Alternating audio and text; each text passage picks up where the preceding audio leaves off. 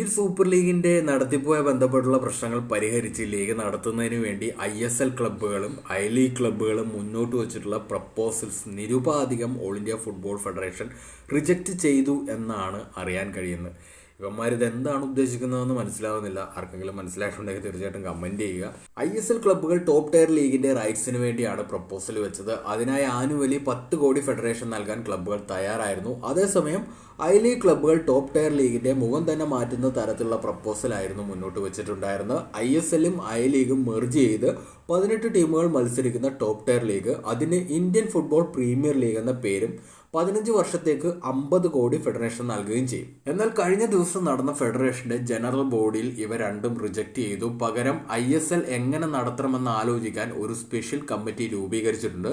Goa, west Bengal, Kerala എന്നിവിടങ്ങളിൽ നിന്നുള്ള പ്രസിഡൻസും സെക്രട്ടറീസുമാണ് ഈ കമ്മിറ്റിയിലുള്ളത്.